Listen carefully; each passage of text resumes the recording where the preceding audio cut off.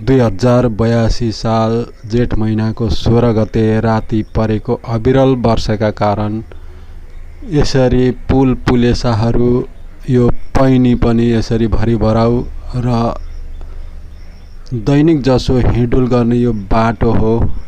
यो बाटोमा पनि यसरी पानी बगिरहेको देख्न सक्नुहुन्छ।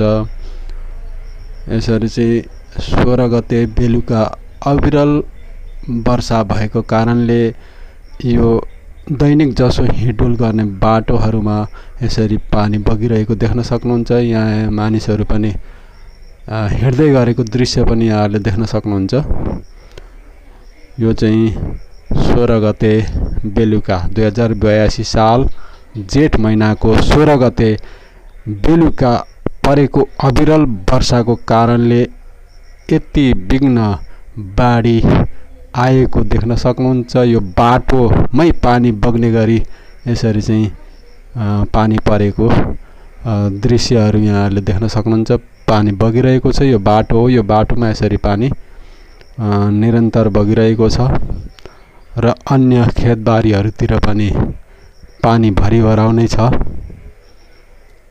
यो मजाले हेर्नुहोस्, यहाँ देख्न सक्नुहुन्छ। यो बाटो हो। यो बाटो भनेको पृथ्वी चोकदेखि भानु स्कुलतर्फ जाँदै गर्ने बाटो हो। यो बाटोमा दैनिक जसो मानिसहरूको चाहिँ आवत जावत भइरहन्छ। यसरी मकैबारीमा पनि पानी परेर आधा मकै नै ढुवानमा परेको छ। यो ब्याड खुट्टीका लागि तयार, बिउ राख्न तयार पारिएको यो खुट्टीहरूमा पनि यसरी पानी डमडमी भरिएको यहाँहरूले देख्न सक्नुहुन्छ। यो सानो मिनी ब्लक हो। यो ब्लकलाई तपाईहरुले हेरेर साथ सहयोग गर्नुहोला। यसरी सम्पूर्ण खेतबारी कुलकुलेसाहरूमा चाहिँ पानी पूर्ण रूपले भरिभराउने भएको दृश्य देख्न सक्नुहुन्छ।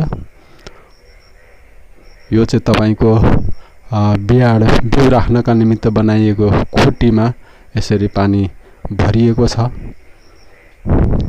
जताततै पानी नै पानी देख्न सक्नुहुन्छ। यो मकैबारीमा पनि पानी डमडम्ती भरिएको छ र यसरी जाँदै गर्दा अगाडिपट्टि झन् धेरै पानीको बहाव देख्न सक्नुहुन्छ। त्यो दृश्य पनि यहाँले हेर्न सक्नुहुन्छ। म देखाउने छु। ल हेर्नुहोस्, यो चाहिँ तपाईको यहाँनेरि खेतबारी हो। यो खेतबारीमा यसरी पानी पूर्ण रूपले भरिएर बगिरहेको देख्न सक्नुहुन्छ। यो 16 गते राति परेको अविरल वर्षा